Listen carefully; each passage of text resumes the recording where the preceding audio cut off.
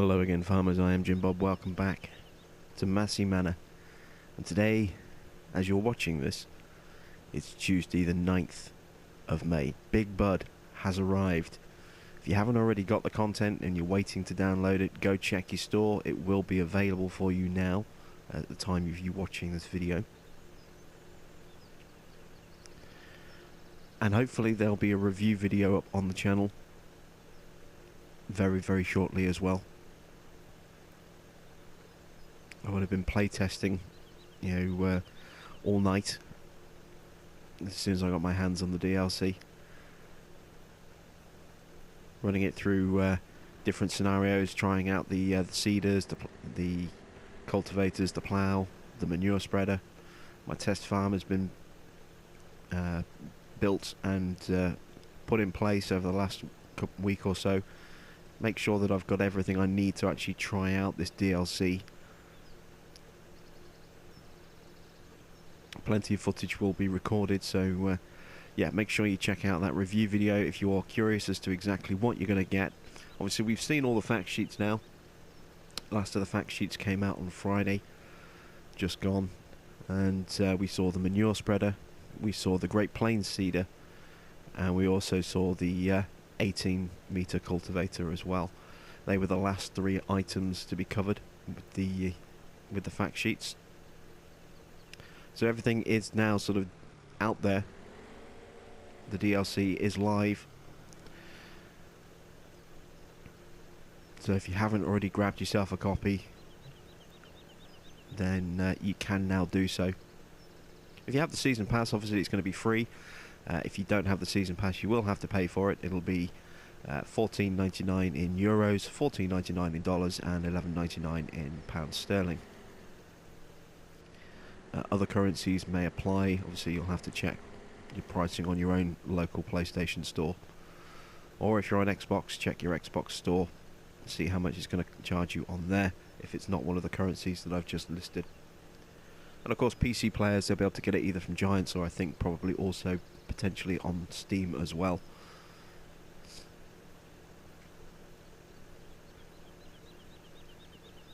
So we'll be hopefully looking to add some of that DLC into this farm. Maybe not a lot. We certainly won't be adding the tractors themselves, but in terms of the equipment, we'll hopefully be looking to add in at least a cultivator or two, maybe a seeder as well. I don't think we'll go with the plough. The plough's going to be a little bit too big and unwieldy, I think, for these fields, and more importantly these roads. It's quite a narrow, twisty sort of road setup here, especially with that fast moving traffic as well. I think we try and take that 10.5 meter plough out on these roads, it's just going to cause all sorts of issues. So we won't be using the plough on this map, but like I said, I do want to try and get at least one of the cultivators on here, either the 8 meter culti plough or maybe the 18 meter cultivator, to help speed up the cleaning up process for some of these fields when it comes to putting down things like corn or sunflower. It means we'll be able to clean these larger fields up a lot more quickly with one of those. I'm also very, very tempted to get the Great Plains seeder for this farm. It's a one-purpose seeder. It'll cover pretty much everything that we'll need, being able to plant the typical grain products like barley, wheat, canola and soybeans, but can also plant sugar beets, corn and sunflowers as well. It'll plant pretty much everything, which is fantastic. We haven't had a seeder like that I know of, officially in game before. I can't. I mean, I've only been playing since 14 on the Vita, and then 15 on the PS4, and now 17 on the PS4. So possibly there might have been something like that on 13. I don't know. My experience with this franchise doesn't go back that far.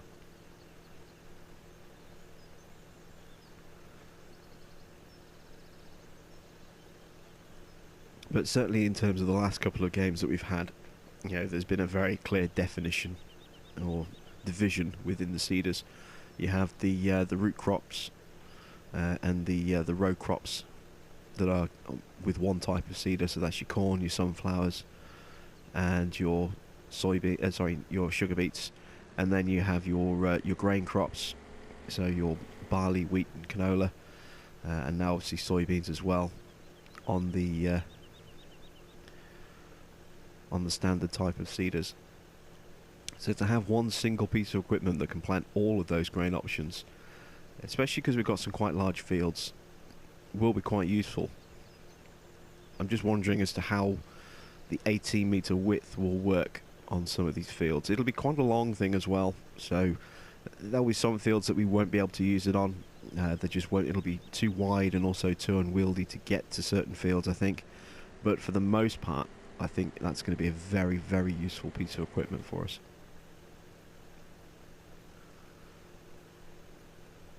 So we'll definitely look at trying out something like that, you know, and if it works, then we'll add it into the farm. Okay, so I think that's all of the fields seeded, sprayed now. Let's have a look.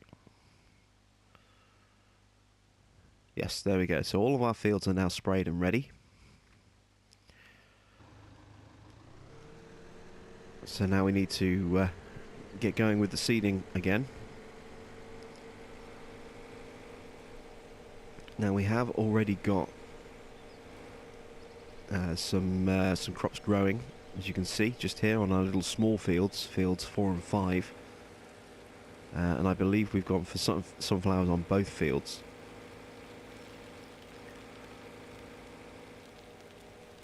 I would like to do a much bigger harvest at some point of sunflowers, but right now we just don't have the equipment to do that, so we will be planting regular crop again.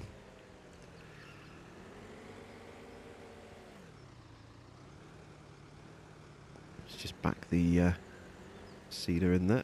Not seeder, sorry, the sprayer.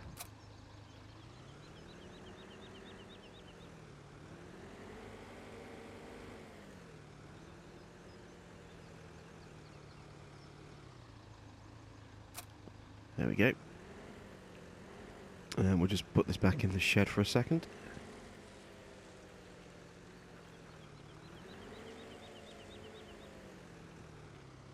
So we are struggling again financially, as you can see. 13,000 in debt. It's not ideal. That's only going to get higher.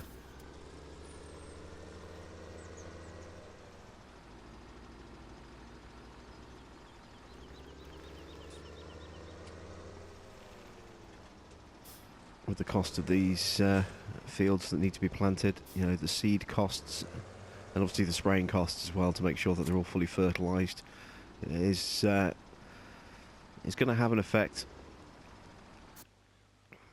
Let's see, what do we have in stock? Do we have any crop at all? I know we sold everything, so we're going to have to start again. So we're going to have to go with another round, I think, of soybeans. I don't think canola is going to sell very well for a while. Unfortunately, all of our crops have taken a hit recently, so they're all going to be low in value compared to what they should be, but soybeans at least will be the best value of what we have. Oh, I've made a mess of this, look. Alright, so we've got our seed tank on the front. That looks pretty full to me.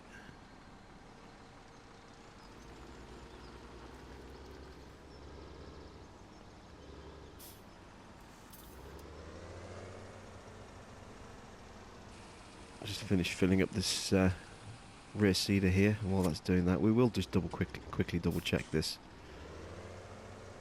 Make sure it is full. I say it looks full, but we'll check. Yeah, that's full.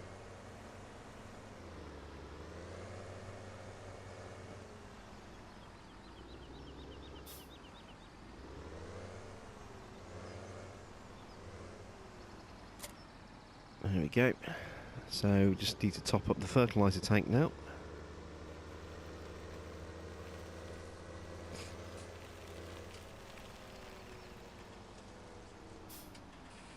There we go.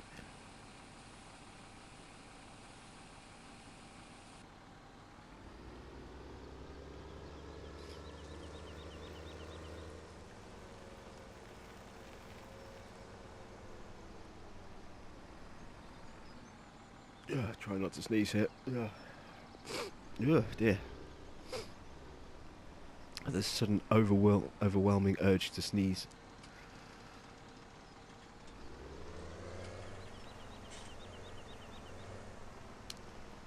Okay, so let's get this guy started.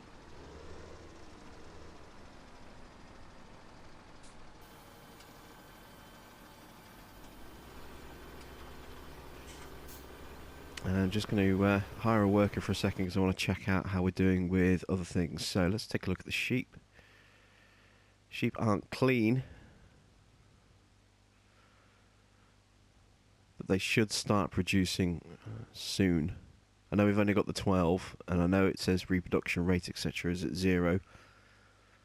They just need a little bit of time to catch up for that, to trigger.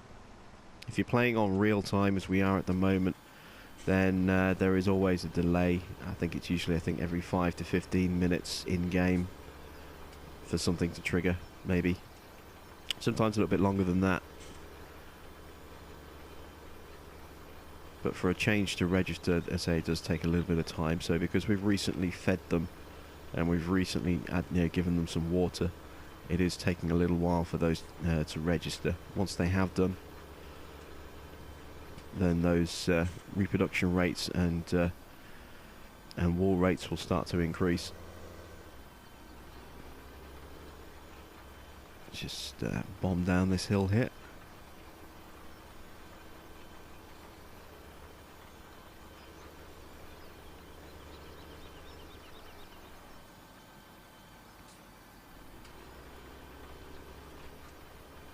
We really do kind of need a second tractor. That's capable. We really kind of desperately need a 7700 now.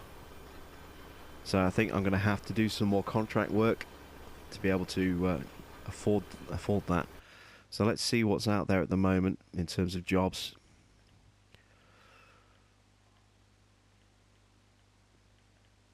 Where's the map? There we go.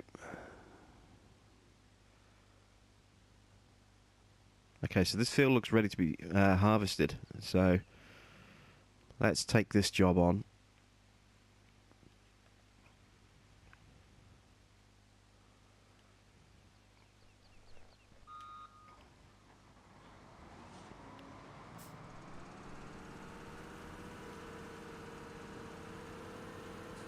There we go.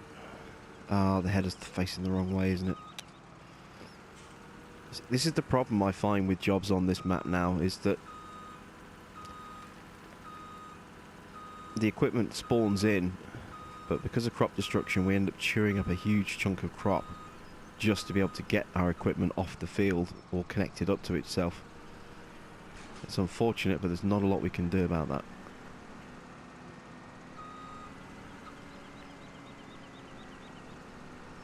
So while our seeder is seeding, and he will obviously leave patches that we'll need to go back and clear up, we're going to run this job here.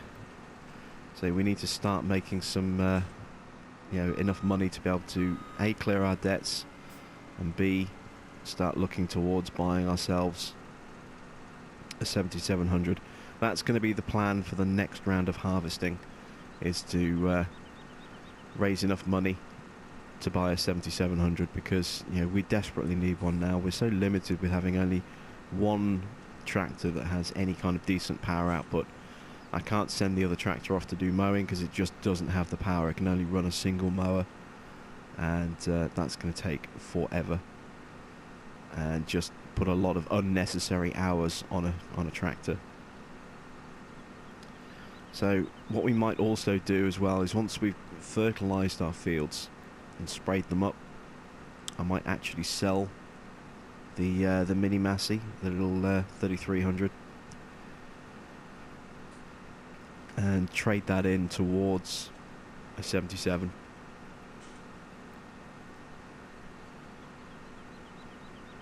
just simply because it's so limited in use at the moment for us. It's it's been great for doing the spraying jobs, but that's pretty much all we can use it for at the moment. And it does really limit what else we can do, simply because it is so underpowered. So I think going forward, what we're going to have to do is part exchange it towards a 77, which means obviously we're going to need a lot of extra cash on top of that, because we won't get much. I think we'll be lucky if we get around 70,000 for it. I honestly don't even think we'll get that much. I think we're probably looking closer to 50 in terms of a trade-in value, which isn't a great amount, but it is all we can get, and it is something that we are going to need to do.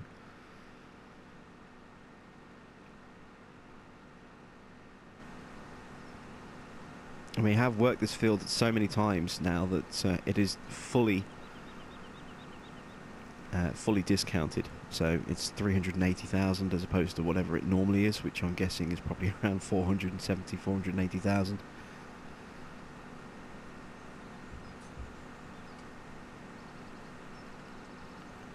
So when we do come to buy this field, because it is a field that we are going to be buying at some point in the future, obviously we'll get a nice big discount.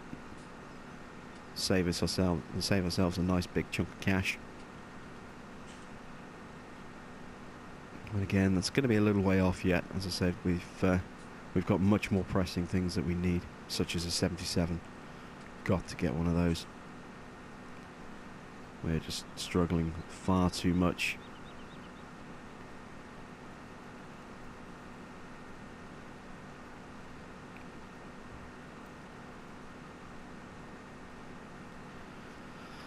So, I have been absolutely binge watching like crazy on Amazon Prime Video over the last few days. As I said, I bought myself a new microwave about a week and a half, well, just over a week ago, and I took out a free trial month of Amazon Prime just so I could get it delivered like the next day. And it suddenly dawned on me that means I can try out Amazon Prime Video. So I booted it up on my console, and I've also been doing it on my TV, and then last night I actually installed the app on my tablet so that I can still watch and play at the same time when I'm not recording. And I've been binge watching like crazy because I'm going to have to cancel that subscription before the month's trial ends, so I don't get charged. I can't afford to pay for that and Netflix at the same time. It's just unnecessary money that I could put to better other things. But so I've been binge watching like crazy to try and cram in as much stuff as possible before I have to cancel that. So I've watched Lucifer for the first time. I suppose it would be a comedy drama, I suppose would be the classification of that. The British actor, let's say the Welsh actor, who plays as Lucifer, teaming up with the American cop. It's not a bad show. I quite like that. I've also... What else did I binge watch? I've watched like the first 10 episodes or so of Man in the High Castle. That's not a bad show. It's kind of cool, but it hasn't grabbed me the way that some other stuff has grabbed me in the past. And then a couple of days ago, I was just browsing through some of the other stuff that was there, and I spotted The Walking Dead. And I've only ever seen up to season 3 of The Walking Dead. So the last 2 or 3 days, I've binge watched the first 3 seasons, and to watch them again, because I really enjoy that series before I stopped watching it. And now I'm just starting into season 4. I watched the first couple of episodes of season 4, and I've got up to season 6 available on Amazon Prime. So I'm going to be binge watching that over the rest of this, over the weekend and into the beginning of next week. And then I might even check out Parks and Recreation, because I've heard a lot of good things about that comedy. Never seen it before. that's available on Netflix. Sorry, on Prime Video for me. So I might even check out Parks and Recreation as well. I think there's like 7 seasons available. So yeah, I'm going to be binge watching an awful lot of TV over the next couple of weeks before I cancel that trial. I'm going to try and watch shows that just aren't available to me on on Netflix, and try out some new stuff hopefully, or if there's stuff on there that I haven't seen in a long time and I want to catch up on, then yeah, maybe I'll look at that as well.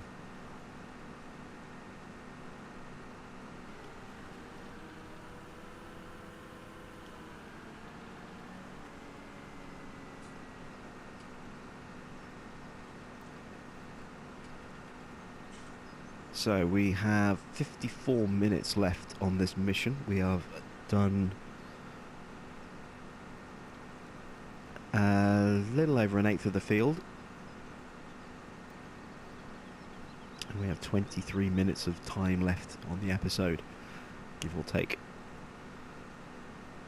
So we've got a race situation on our hands again. Can we finish the harvest on this field before we run out of time?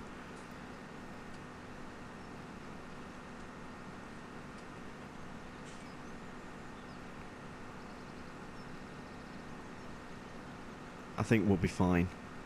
I think it'll be close, but I think we'll just about do it.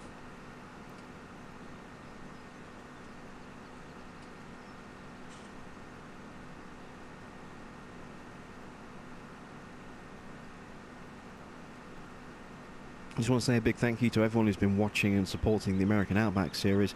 Viewing numbers for that are very good at the moment.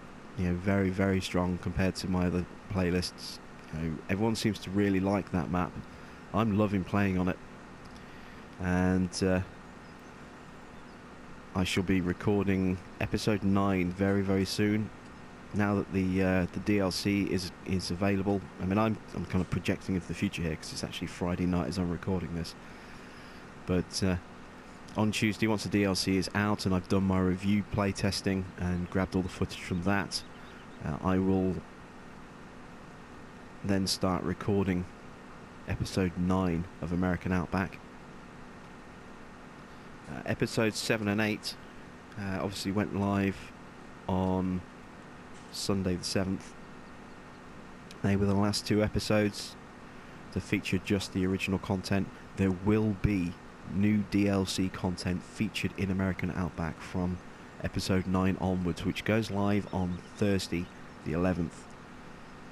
I'm not going to tell you what it is. You'll just have to tune in and find out.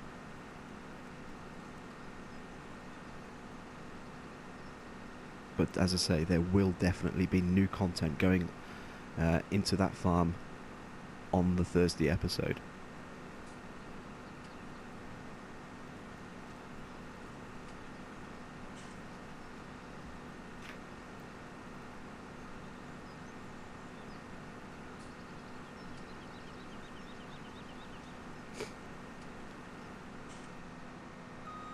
Now, those of you that have followed the channel will know that I had some issues with getting my voucher code from Sony. They ran a promotion. I may have talked about it on this farm. I'm not sure. I know I've talked about it on a different farm. But just to give you a quick recap, there was a promotion that was running on the PlayStation Store in March, which was spend £50 in March, get £10 credit to use in April. So in March I bought myself Ghost Recon Wildlands, and I also picked up a discounted copy of No Man's Sky, both off the store, which put me over, easily over the £50 qualifying spend. And then April came, and they were supposed to be emailing out vouchers in the first week of April to everyone who'd qualified. And the first week came and went, and I didn't get my voucher. And then they put notifications up on the PlayStation's 4 system saying that there was a delay and they would be sending them out, you know, as soon as possible. Second week of April goes by, still nothing. Third week of April goes by. Now it's time to call Sony and say, what's going on? You know, the sale that I've been waiting for, you know, the Easter sale is practically over. You know, I've had my eye on this game that I wanted to save an extra tenner off, and I still haven't had my voucher, and it's like 2 days before the sale ends, and I'm going to have to pay, you know, the £20 for the game without the extra £10 discount, or it goes back up to £45, which, you know, you take a tenner off that. That's still a huge increase. It's still an extra 15 quid. So emailed them. No, not emailed. Sorry, phoned them. Said, you know, look, what is going on? You know, blah blah blah. Didn't hear anything. You know, they said just be patient. Sale comes to its close. Right before it ends, I end up, you know, just paying the 20 quid for Tomb Raider, which is coming later this month. And still didn't get an email. I was checking my spam folders, I was checking my main inbox, even checked my backup email address just in case it had gone to the wrong one, and nothing at all. So I phoned them up again and said, you know, look, what is going on, blah blah blah blah blah, have you got a case number, is what I was asked. It's like, no, I wasn't told that it was a case was being created. I was just told, you know, the voucher is on its way, just be patient, you'll get it in the next couple of days, and if you don't get it, call back and complain. So here's me calling back to complain. So they made a case, gave me a reference number,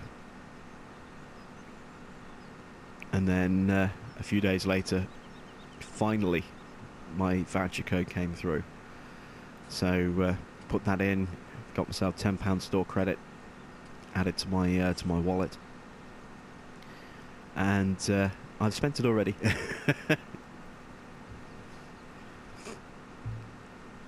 I was going to hang on to it for a little while, and then the deal of the week on the PlayStation Store changed, and it was the Batman collection. You know, the remastered Arkham Asylum and Arkham City. Both available. Normally, I'm not entirely sure off the top of my head, I think it's normally like £35 or something like that, or 30 quid, somewhere around that price. It was discounted down to like 15 quid. As the deal of the week. And there was another little mini game that I've been looking to, well, I spotted it on the store a couple of months back, and I thought it looked interesting, and I mentally bookmarked it for the future, and that game is The Flood and the Fire, or The Fire and the Flood, I think it is actually, The Fire and the Flood. It's kind of a procedurally generated survival game. Looks really, really nice. It's got a fantastic little art style. You know, it's reviewed really well. It's had a lot of critical acclaim for a small game, and my interest was sufficiently piqued that I thought, you know, I'm definitely going to get this. So that was on sale at the moment as well, in part of the fortnightly digital discount section. And that was down to about half price as well. It's normally like 12 quid. I got that for, I think, £5.50, something like that. So thanks to my voucher, which finally came through, and the combination of the deal of the week and the digital discount section of the sales, I managed to get 3 games for £11.50. So I'm quite happy with that. And I will be bringing Fire and the Flood to the channel. And you'll see some of that. That'll be a semi-regular thing. It'll just be a game that pops up every now and again, you know, when I feel like having another run, seeing how far I can get before I die. It has a permadeath system, so once you die you have to go right back to the beginning. So we'll do a little feature on that game, and then we might add additional episodes at a later point as well. But it won't be a series, it'll just be a kind of a one-off with occasional guest appearances after that, kind of like what I'm doing with Ultimate Drift Zen Edition. Need to record a little bit more of that actually. I'm about ready to take on some of the events, so I shall be recording my attempts at those, as laughable as they will probably be. And I am going to be looking at adding another little mini game to the channel soon as well, Limbo. I actually had a request for that game from a friend of mine, someone I've known for several years. Asked if I had the game and was looking to see some footage of it. So Limbo will be coming to the channel in some shape or form very soon as well, hopefully by the end of the month. But tonight I'm going to record another couple of episodes of Massey Manor, and then I might even do a little bit of No Man's Sky recording after this as well.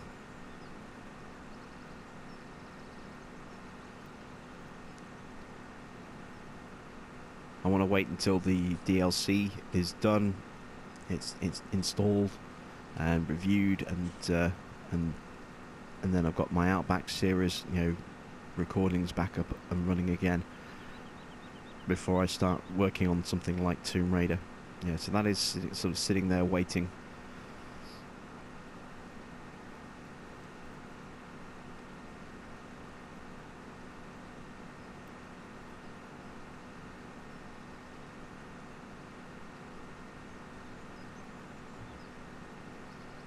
Okay, we've got about 13 minutes to go. We've done half of the field, which means it's probably going to take us another 20 minutes. I don't think we're going to get this all, well, maybe 15 minutes. It's going to be close. It's going to be really close. It's taken us about 15 minutes or so to get this far. We're probably talking another 15 minutes. It's going to be right at the end of the episode. We may end up running them over by a couple of minutes.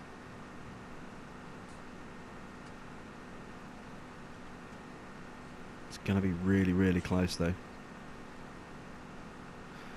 But the reason I went for the smaller header, the 35-foot header on this case rather than the 40-foot header on the Massey Ferguson, is that the smaller the header, the longer the job takes, which means the more money we are offered.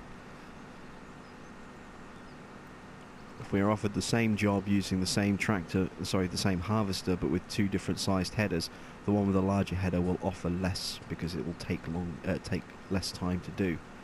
So we get less of a financial reward.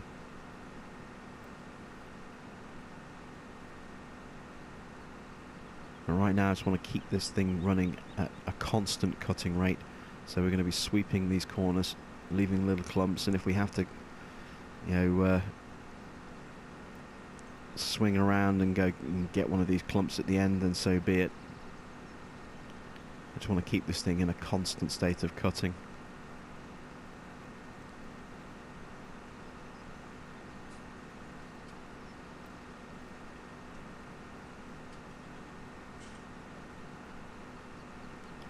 Of course, if we were going to do this, in theory, we should really be going the other way around the field so that we could open the pipe up to a vehicle on our left-hand side. Obviously, when you're doing missions, there is no unloading. You never ever fill up. You see, the grain just goes up at normal rate to start with in your tank, and then it just reaches a point where it just slows down and down and down, and then slows to an almost complete stop. Of course, if you're seeding or spraying, then the capacity tanks never ever go down. They just stay at full capacity the whole way around.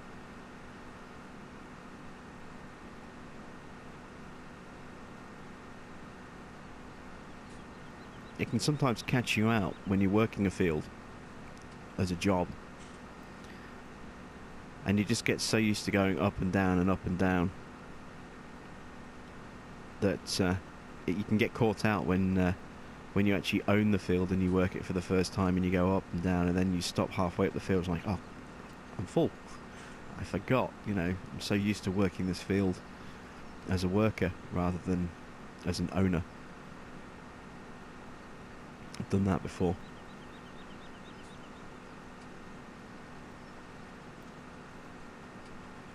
How's our seeder doing? I think he stopped. Yeah, it looks like he went the other way. I was hoping he was going to go back up the incline. It looks like he went down the incline instead. That's not good. It means all the time we're doing this, he's just kind of sitting there, done, empty. You know, nobody working in that tractor.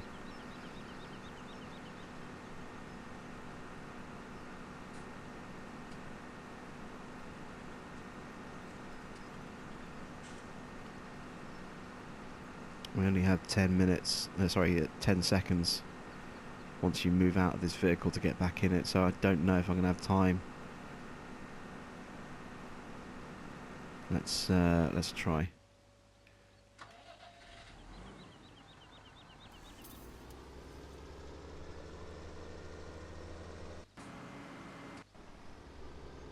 Let's get him repositioned.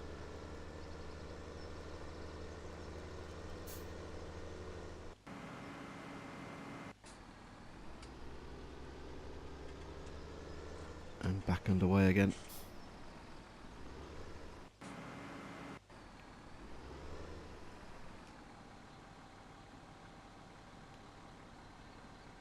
I won't let me hire a worker because I'm working this. It won't let me actually hire a worker.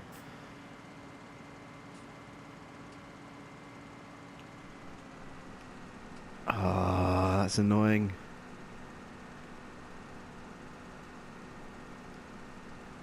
I've never had that problem before. Well, to be fair, I've always hired a worker before I started doing a job, and then just kind of left him to his own devices. I've never really bothered going back and checking on him afterwards. We just wasted a bit of cutting time there, unfortunately. Yeah, it was worth a try, though.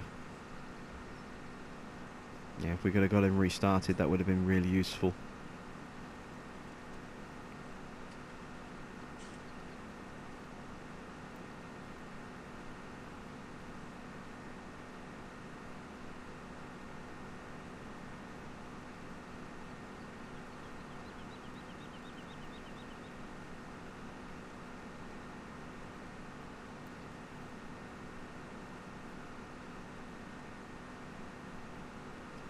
There's my red-checked Mick Foley shirt there.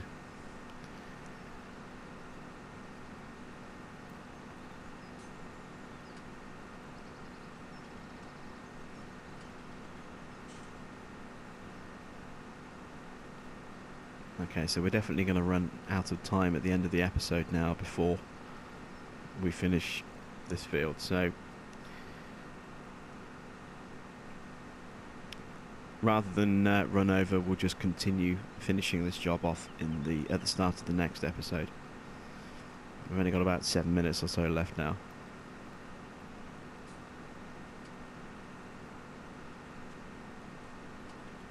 There's not enough time to finish this field.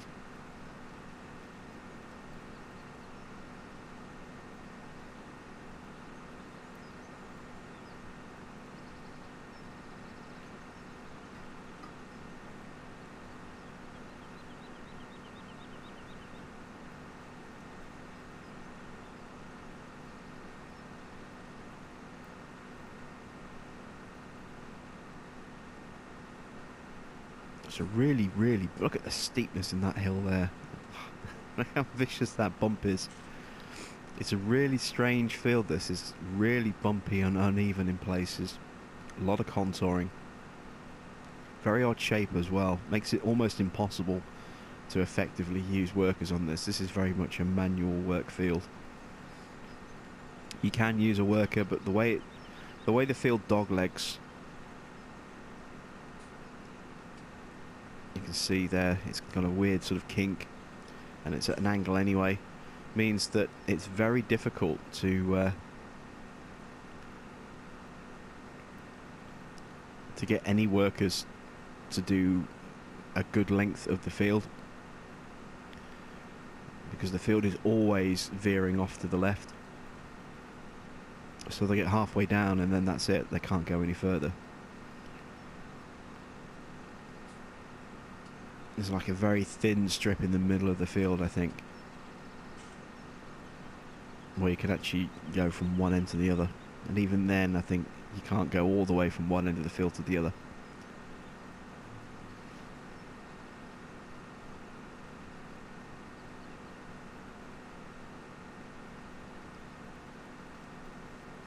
I've had this field before in the past when I've done work on this. I've had this as a potato field.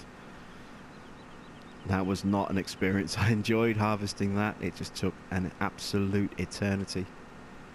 It's not something I would relish doing again. You know, the sheer number of hours it took me to do the field. Because you can't just point and shoot and then just turn around at the end of the row. There's a lot of hassle and a lot of fiddling around, and you can only cut certain sections, so you have to cut sort of turning lanes all throughout the field. Yeah, it's not a fun one to do a potato harvest on this field, especially if you own the field. Ugh, that would be an absolute nightmare, because it's such a big field. The sheer size of it would mean that I think the potato harvester, the self-propelled one from who is it that makes the is it Garant? It's not Garant, is it? We'll check in a moment. But the potato harvester that you can buy for like 480,000 only has, I think, a 20,000 litre capacity. It's not that big, so you know, it would be an absolute nightmare on a field like this. I'll tell you one potato harvester I would really like to see, and it's a really rare one, but I would love to see the Holma Terra Melix on this, you know, in this game. Now we have the Pterodos for our beets, and we have the Terra variant, which is fantastic, and then we have the Terra Felis for actually picking up those beets. It's kind of a specialty item, the Terra Felis. You know, it doesn't get used by a lot of players or very often. It's a lot of fun to use, and I'm probably going to be adding one to my American Outback campaign as the season goes on.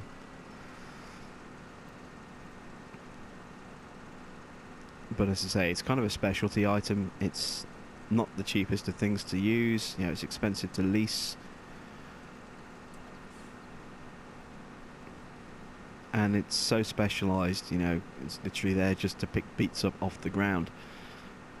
You don't really need to do that. I mean, you could just either have a truck drive up alongside your harvester and unload into the harvester, or you could just drive a Terra variant with the beet auger next to it, unload into that, and then unload the auger into a truck. You know, and that's what majority of players do. I haven't spoken to another player that I know of that has actually used the Terra Felis more than once. Just for the sake of using it, you know. I don't know anyone who actually uses it on a regular basis. So I'm going to look and try and incorporate that into my American Outback farm, I think, as that series progresses.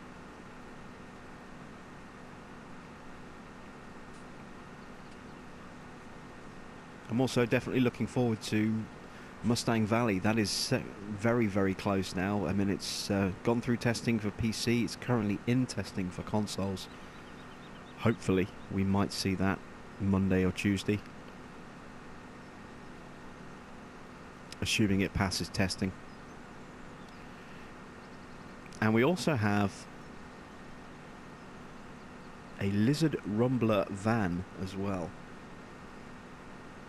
And as best I can tell, that is a conversion of a Farming Sim 15 mod, which is a Ford Transit van, which would be fantastic. You know, if that's the case, it'd be great to have one of those.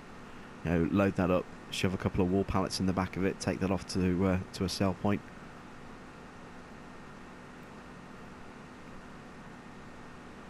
So we'll just have to wait and see what that is, but hopefully that mod will get through testing eat quite comfortably, and will work issue free on the consoles. We'll have to wait and see. If it passes, and then if it does pass, how well it performs. There we go. That's the buzzer going off. So we will finish this field off as we continue into the next episode. So my name is Jim Bob. Thank you all for watching, and I will catch you back on the farm very soon.